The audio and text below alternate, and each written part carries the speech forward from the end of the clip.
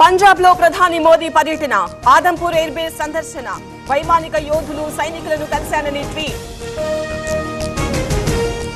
రాజ్నాథ్ అధ్యక్షతన ఉన్నత స్థాయి భేటీ, త్రివిధ దళాల ఉన్నతాధికారులు హాజరు, కాల్పుల విరమణ, సరిహద్దుల్లో పరిస్థితిపై సమీక్ష.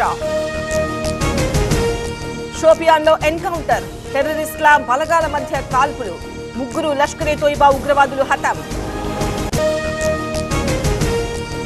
19న విదేశాంగ పార్లమెంటరీ ప్యానెల్ భేటీ, ఆపరేషన్ సింధూర్ వివరాలు ఇవ్వనున్న కేంద్రం, ఉగ్రవాద నిర్మూలన చర్యలను వివరించే ఛాన్స్.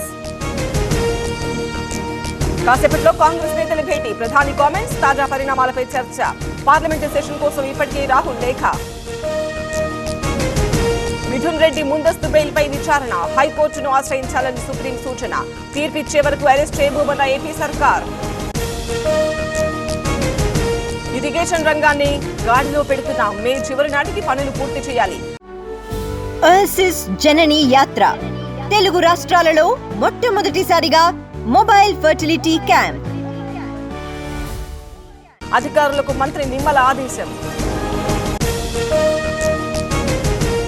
దేశంలో పింఛన్లు ఎక్కువగా ఇస్తున్న రాష్ట్రం ఏపీ. వైసీపీ నేతలు ఖాళీ స్థలాలు కబ్జా చేశారు.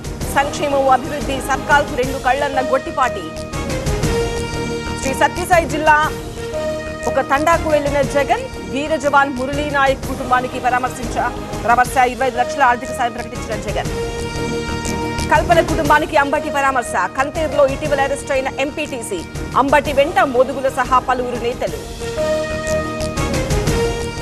బిక్కవోలు గుడిలో దుర్గేష్ ప్రత్యేక పూజలు, మంత్రితో పాటు హాజరైన నల్లమిల్లి. పవన్ పిలుపు మేరకు ఆలయాల్లో పూజలు. వైసీపీ మహిళా విభాగం రాష్ట్ర స్థాయి సమావేశం, కళ్యాణి అధ్యక్షతన సమావేశమైన మహిళా నేతలు. మహిళా విభాగం భవిష్యత్ కార్యాచరణపై చర్చ. ఏపీ లిక్కర్ స్కామ్ లో విచారణ వేగవంతం. A33 బాలాజీ గోవిందప్ప అరెస్ట్, మైసూరులో అదుపులోకి తీసుకున్న సిట్.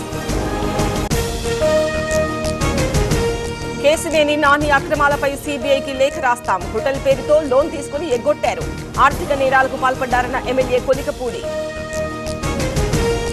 అమృత్సర్లో విషాదం, కల్తీ మద్యం తాగి 14 మంది మృతి, 4 అరెస్ట్, పరారీలో కీలక నిందితుడు.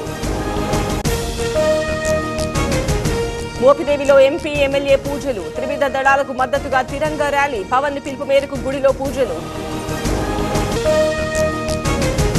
భారీ నష్టాల్లో స్టాక్ మార్కెట్లు, 1260 పాయింట్లకు పైగా నష్టంలో సెన్సెక్స్, నిఫ్టీ 331 పాయింట్లు డౌన్.